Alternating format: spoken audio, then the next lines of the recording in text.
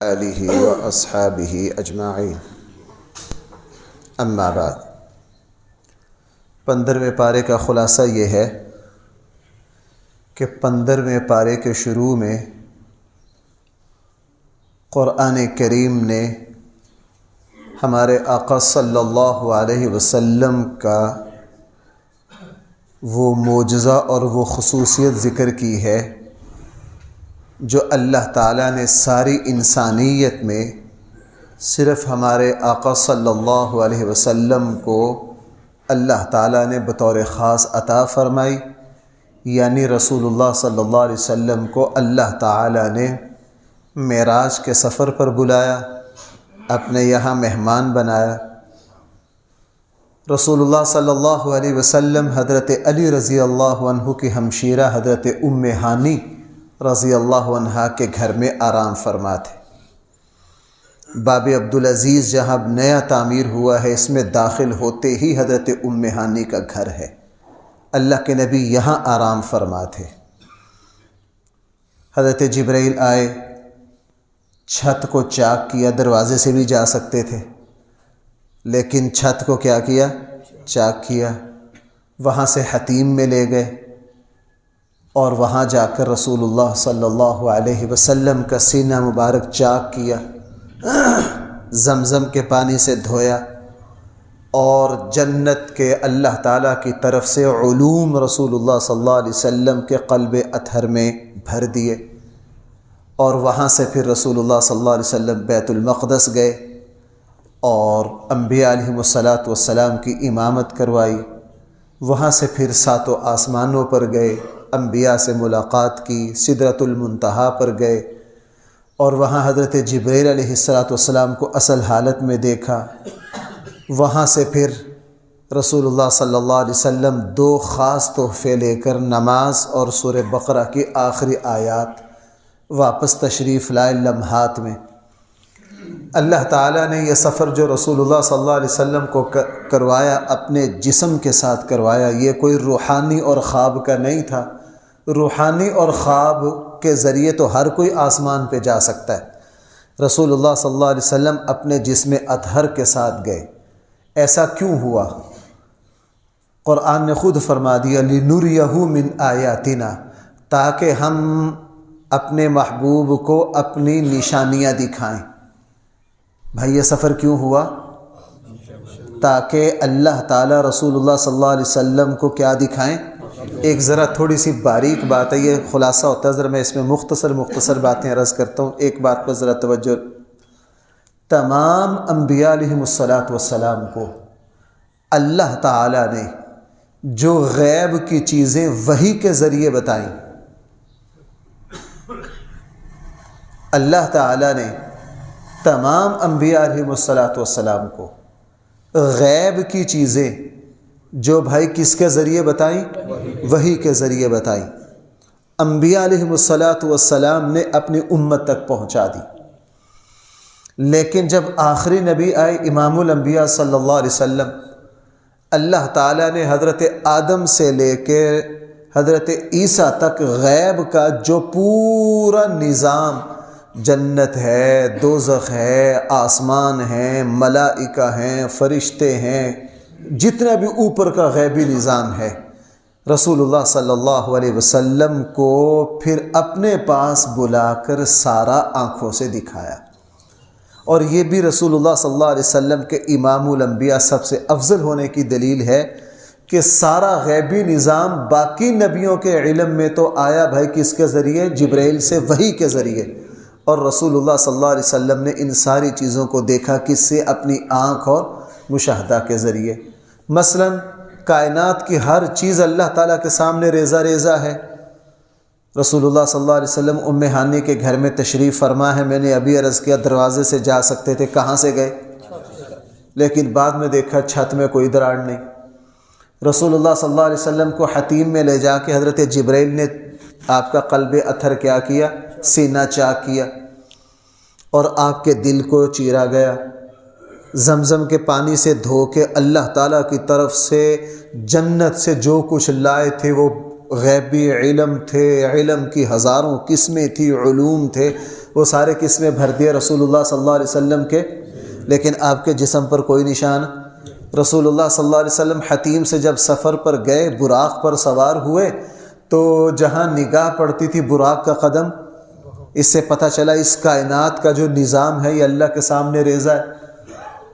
اور وہاں جا کے بیت المقدس میں سارے نبیوں کی بھائی کیا کروائی۔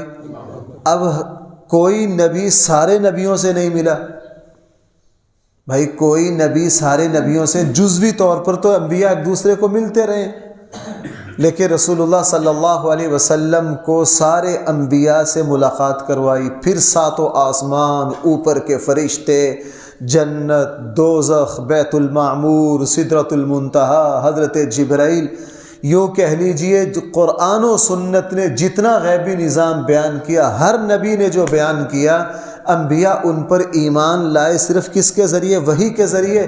اور اللہ تعالیٰ نے یہ ساری چیزیں مشاہدتاً آنکھوں سے دکھائیں، کس کو؟ ہمارے آقا۔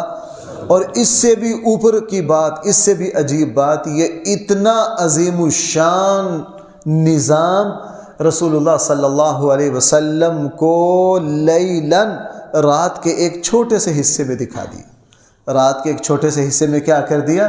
دکھا دیا۔ اور رسول اللہ صلی اللہ علیہ وسلم بطور خاص دو باتیں لے کر آئے۔ باتیں تو بہت ساری ہوئیں وہاں، لیکن نماز اور سورہ بقرہ کی آخری آیات بطور خاص لے کر آئے۔ یہ جو 15واں پارہ ہے، اس میں قرآن کریم نے بہت سارے مجھے اور آپ کو حکم بھی دیے ہیں۔ 2 رکوع مسلسل احکام پر مشتمل ہیں۔ اللہ تعالیٰ تمہیں حکم دے رہے ہیں کہ اللہ تعالیٰ کے ساتھ کسی کو شریک نہ کرو، بندگی صرف اور صرف کس کی کرو؟ اللہ کی۔ عبادت نہیں، بندگی۔ بندگی کا معنی ہے مکمل زندگی اللہ کے حکم کے تابع کرنا، اس کو بندگی کہا جاتا ہے، صرف عبادت نہیں۔ کاروبار، معاملات، ہر چیز بھائی کس کے حکم کے تابع ہو۔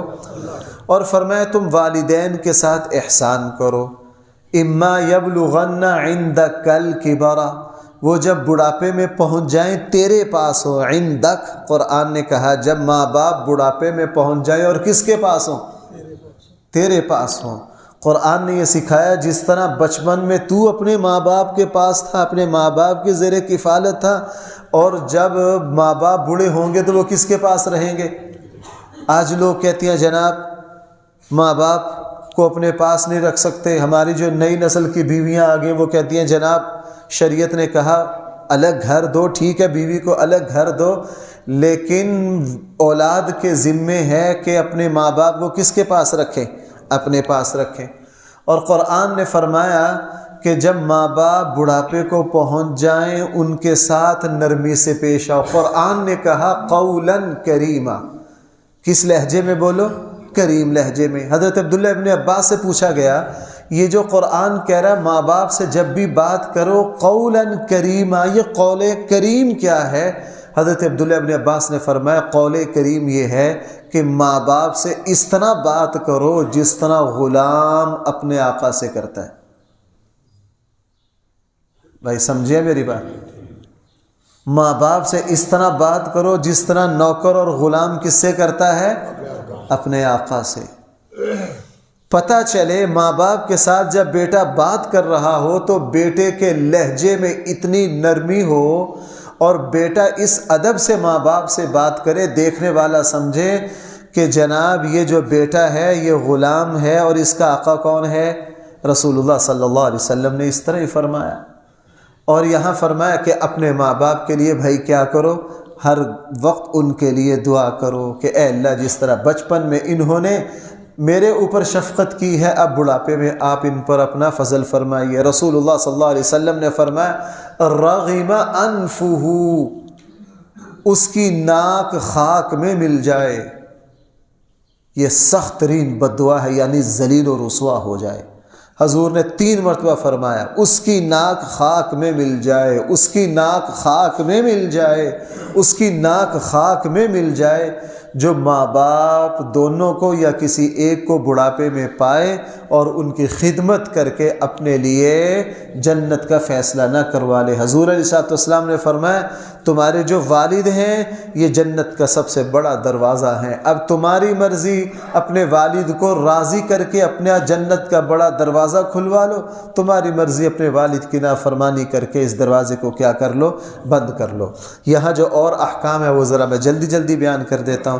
قرآن کریم نے ارشاد فرمایا رشتہ داروں کے حق ادا کرو، خصوصاً رشتہ داروں میں جو غربا ہوں، غریب رشتہ داروں کی کفالت کرنا ڈبل اجر رکھتا ہے، صلہ رحمی بھی ہے اور بھائی ان کے ساتھ مہربانی بھی ہے، اور ان کو دینے کا صدقہ کا ثواب بھی ملے گا اور صلہ رحمی کا ثواب بھی ملے گا۔ قرآن کریم نے ارشاد فرمایا تم فضول خرچی نہ کرو، فضول خرچی کرنا یہ کس کا کام ہے؟ شیطان کا کام ہے۔ بھئی شیطان کا کام کیسے ہو گیا؟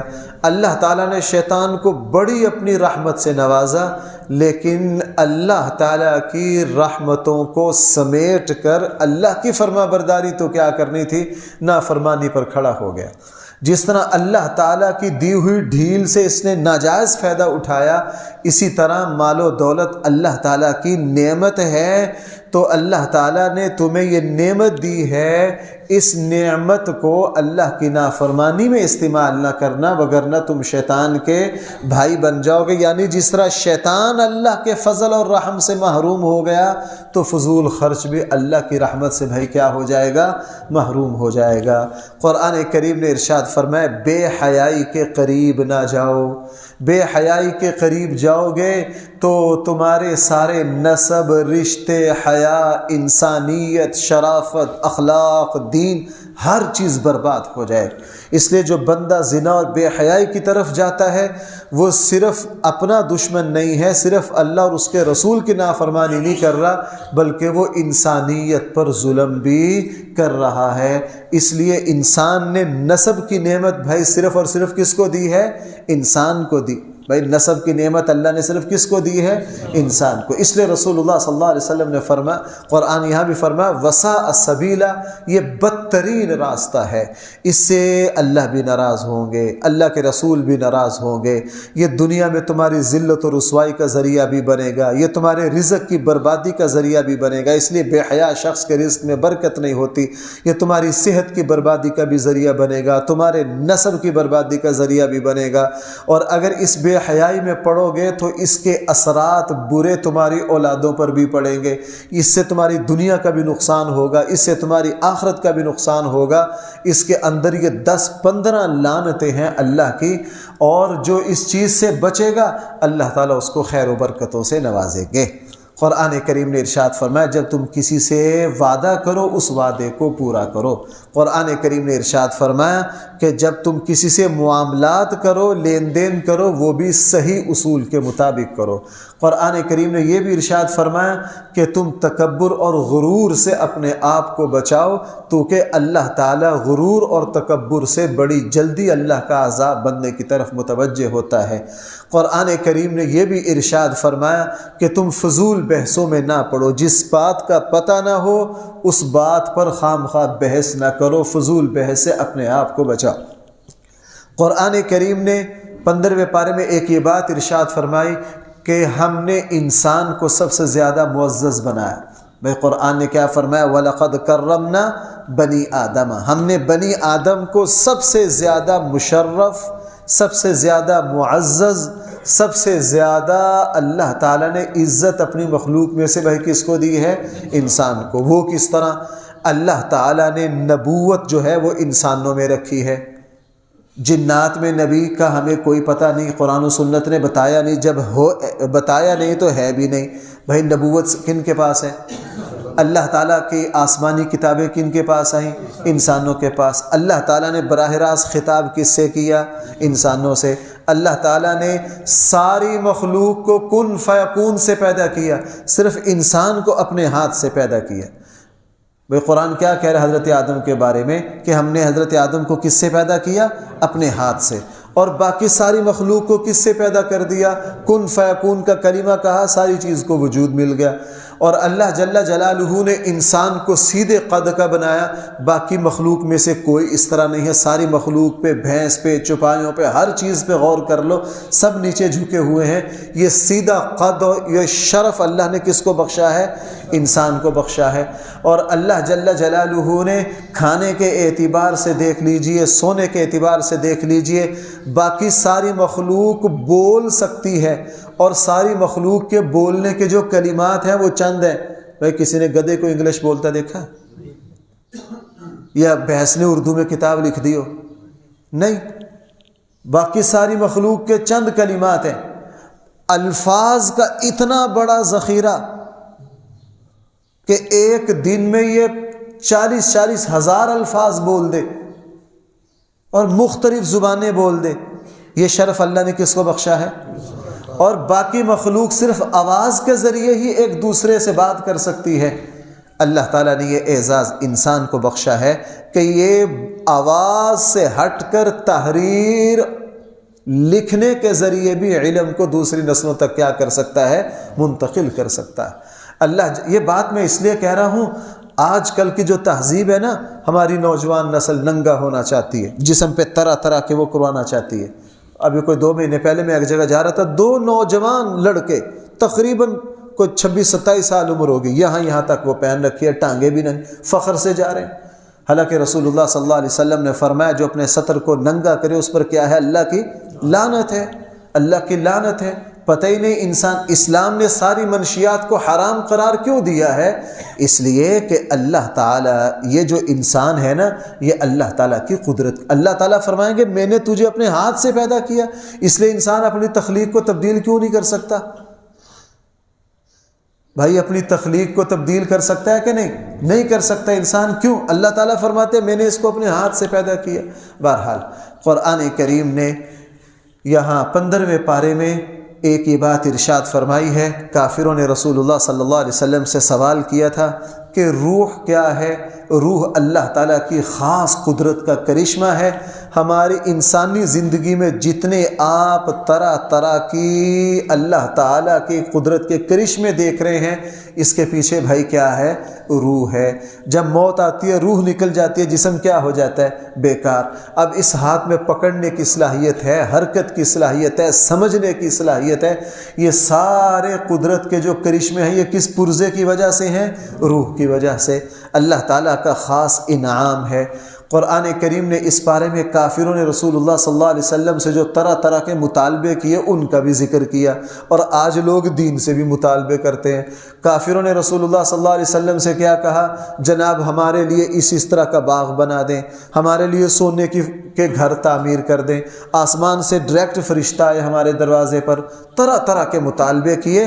قرآن کریم نے ارشاد فرمایا کہ اہل حق کو یہ بات سمجھا دی کہ تم سے الٹے سیدھے سوالات ہوں گے، ان کی کوئی پرواہ نہیں کرنی۔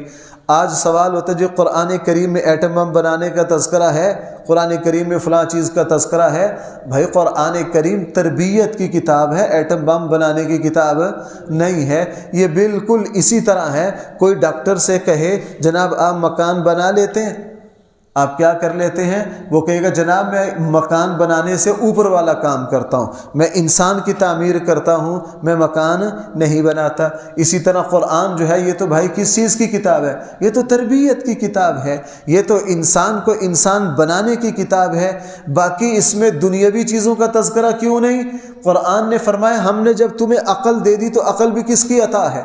اللہ کی عطا ہے۔ عقل کے ذریعے دنیا کے کام کرو، عقل کے ذریعے کیا کرو؟ دنیا کے کام کرو۔ اور قرآن کریم نے بھائی 15ویں پارے میں اصحاب کہف کا تذکرہ کیا ہے، مشہور واقعہ ہے۔ اس کے سے مجھے 2 سبق عرض کرنے ہیں جو میرے اور آپ کے لیے بہت اہم ہے۔ یہ چند نوجوان تھے، اس وقت کا بادشاہ مشرک تھا، بت پرست تھا، اپنی پوجا کرواتا تھا، ساری قوم بادشاہی کے دین پر تھی۔ صرف چند نوجوان جن کے اندر کی فطرت نے آواز دی کہ ہمارا خدا اور رب یہ بادشاہ اور اس کے بنائے ہوئے بت نہیں ہو سکتے۔ ان نوجوانوں نے اپنی پوری قوم سے بغاوت کی۔ میں بار بار اس بات کو عرض کرتا ہوں، برادری ازم میں، قبائلی سسٹم میں اپنے قبیلہ کے خلاف چلنا بہت مشکل کام ہے، لیکن یہ نوجوان اٹھے، انہوں نے ایک دوسرے سے، دوسرا تیسرے سے، 3-4 جو ہم خیال جمع ہو گئے، سب اس بات پر متفق ہوئے کہ یہ بادشاہ ہمارا رب نہیں ہے، یہ بت ہمارے خدا نہیں ہے، ہمارا رب وہ ہے جس نے اس کائنات کو پیدا کیا ہے۔ وہ اللہ کی عبادت کرنے لگ گئے، ایسا ایسا شہرت ہو گئی، بادشاہ کو پتہ چلا، شاہی خاندان کے نوجوان تھے، بادشاہ نے بلایا اور بادشاہ کے خاص لوگوں نے سفارش کی کہ ہماری ہی اولادیں ہیں، تھوڑا نرمی کیجئے۔ بادشاہ نے کہا میں تمہیں مہلت دے رہا ہوں، نظر ثانی کرو۔ اس بادشاہ کا قانون یہ تھا کہ جو اس بادشاہ کو رب اور اس کے بتوں کو خدا نہ مانے وہ ان کے سر کو قلم کر دیا کرتے تھے۔ ان کو مہلت دی، اور جب ان کو مہلت ملی یہ سمجھ گئے کہ اب ہمیں قتل کر دیا جائے گا، یہ اپنی قوم سے بھاگے، ہجرت کر گئے۔ اب جائے کہاں؟ جان بچانے کے لیے ایک غار میں جا کے چھپ گئے۔ اللہ نے نیند مسلط کر دی اور بھائی 309 سال وہاں سوتے رہے۔ 309 سال کے بعد جب اٹھے، ان کو یوں لگا کہ ہم 2, 4, 8, 10 گھنٹے سوئے ہیں۔ وہ کیسے پتہ چلا؟ بھوک لگی۔ بھائی کیسے پتہ چلا؟ بھوک لگی۔ کہنے لگے یار ہم جب سوئے تھے پیٹ بھرا ہوا تھا، اب تو کیا ہو گیا؟ بھوک لگ گئی۔ ایک بندے کو کہا جا تو شہر سے کھانا لے کر آ۔ وہ شہر کھانا لینے گیا، اور جب اس نے سکے نکال کے دیے، وہ سکے جو تھے وہ 350 سال پرانے، 350 سال پرانے تھے، اور ہوٹل والوں نے پکڑ لیا کہ جناب تجھے کو خزانہ ہاتھ لگا ہے۔ بات لوگ جمع ہو گئے، جم گھٹا لگ گیا کہ جی اس بندے کو کوئی خزانہ ملا ہے۔ تحقیق کرتے کرتے کرتے بادشاہ تک بات پہنچ گئی، اور جب بادشاہ تک بات پہنچی اس بندے کو پکڑ لیا، اس کا نام پوچھا۔ اب سارے حیران، یہ نام کہاں سے ہے؟ تو جو سرکاری ریکارڈ تھا اس میں یہ بات تھی کہ 300 سال پہلے ہمارے نوجوان اس طرح گم ہوئے ہیں۔ وہاں تک بات پہنچ کے پتہ چلا یہ تو وہی ہیں، یہ تو کیا ہے؟ وہی ہیں۔ اور اللہ کی شان یہ ہے، جب غار میں گئے اس وقت مشرک بادشاہ تھا، 300 سال کے بعد صورتحال بدل گئی، اب سارے ایمان والے تھے، سارے لوگ ان کے دائیں بائیں جمع ہو گئے، ان کے ہاتھ چومے کہ یہ تو اللہ کے عظیم لوگ ہیں جو 300 سال پہلے گم ہوئے تھے، آج اللہ نے دوبارہ ملا دیے۔ آج اللہ نے کیا کر دیے؟ چونکہ وہ خاندانی اعتبار سے کسی کے پردادا لگتے تھے، کسی کے لکڑ دادا لگتے تھے، پتہ نہیں کیا کیا رشتے تھے ان کے۔ اور پھر بادشاہ غار پر گیا ان کے کھانا لے کر، اور بادشاہ نے پھر یہ کہا کہ تم آرام کرو، ہم دوبارہ آتے ہیں، پورے شاہی اعزاز کے ساتھ آپ کو شہر میں لے کے جاتے ہیں۔ اگلا دن پوری ریاست، پورا شہر جب غار کے دروازے پر پہنچا، اللہ تعالیٰ نے ان پر کیا کر دی؟ نیند مسلط کر دی۔ میں یہ جلدی جلدی بیان کر دیتا ہوں بھائی، بیچ میں سے کوئی یہ کہہ نہ دے جی آپ نے فلاں چیز چھوڑ دی، فلاں یوں کہہ دی، یہ مختصر سا اشارہ ہوتا ہے، بس میں اشارے ہی کرتا ہوں اس وقت۔ اللہ تعالیٰ نے اس واقعے میں 2 سبق دیے۔ بھائی کتنے سبق؟ 2 سبق دیے۔ پہلا سبق یہ ہے کہ سب سے قیمتی چیز انسان کا ایمان اور ضمیر ہے۔ آدمی ہر قربانی دے لیکن اپنے ایمان کی حفاظت کرے، اپنے ایمان کی کیا کرے؟ آج دنیا ہم جیسے لوگ چھوٹی چھوٹی باتوں پر اپنا ایمان اور دین بیچ دیتے ہیں۔ ان نوجوانوں نے اپنی شاہی خاندان کے فرد ہونے کی کوئی پرواہ نہیں کی، بادشاہ کی ناراضگی کی کوئی پرواہ نہیں کی، یہ اپنے اندر کی آواز پر کھڑے ہوئے اور اللہ تعالیٰ کی توحید پر بھائی کیا رہے؟ قائم رہے۔ اللہ تعالیٰ نے کتنا عرصہ سلایا اور اس کے بعد زندہ کیا، اور یہ اللہ کے مقرب بندے بنے۔ لہٰذا ایک سبق یہ ہے۔ دوسرا سبق یہ ہے، چونکہ بعد میں جب 309 سال کے بعد یہ زندہ ہوئے تو اس زمانے کا جو بادشاہ تھا، جو مسلمان تھا، مسلمانوں میں ایک مسئلے میں جھگڑا ہو گیا کہ آیا مرنے کے بعد زندہ ہونا ہے یا نہیں۔ کچھ لوگ کہتے مرنے کے بعد زندہ نہیں ہونا، ہم نے مٹی ہو جانا ہے۔ کچھ لوگ کہہ رہے ہیں کیا ہم نے زندہ ہونا ہے۔ جب یہ جھگڑا اس مسئلے میں بہت نزاع پیدا ہو گئی تو اس وقت کے جو بادشاہ تھے وہ اللہ کے متقی پرہیزگار بندے تھے۔ اللہ سے دعا مانگی، اے اللہ میری قوم میں یہ مسئلہ پیدا ہو گیا کہ ہم نے مرنے کے بعد زندہ ہونا ہے یا نہیں، اس مسئلہ کو کسی طرح واضح فرما دیجئے۔ اللہ تعالیٰ نے اصحاب کہف کو زندہ کر کے پوری قوم کو سمجھا دیا، جناب جب میں 309 سال کے بعد زندہ کر سکتا ہوں تو میں 3000 سال کے بعد بھی کیا کر سکتا ہوں؟ تو بھائی اب تو قرآن نے اس بات کو شاہ ولی اللہ رحمہ اللہ نے فرمایا پہلی آسمانی کتابوں میں یہ مسئلہ تو تھا لیکن اتنی وضاحت کے ساتھ نہیں تھا۔ قرآن کریم نے تو بہت تفصیل سے اس مسئلہ کو بالکل واضح روز روشن کی طرح کھول کے رکھ دیا ہے کہ بھائی مرنے کے بعد کیا ہے، اصل زندگی تو ہے ہی کب ہے، مرنے کے بعد ہے۔ اور بھی باتیں قرآن نے بیان کی ہیں، بس 1-2 منٹ میں 2 باتیں اور دیکھ لیجئے۔ قرآن نے 2 بھائیوں کا تذکرہ کیا، 2 دوستوں کا تذکرہ کیا۔ ایک مالدار تھا، متکبر تھا، مغرور تھا، دوسرا اس کا دوست غریب تھا، صاحب ایمان تھا، صاحب عمل تھا۔ ایک دن یہ دونوں دوست، وہ جو مالدار دوست تھا اس کے باغ میں داخل ہو رہے تھے۔ جب باغ میں داخل ہو رہے تھے نا تو باغ قرآن کہہ رہا، اس زمانے کے اعتبار سے قرآن نے اس باغ کا عظیم الشان نقشہ کھینچا ہے۔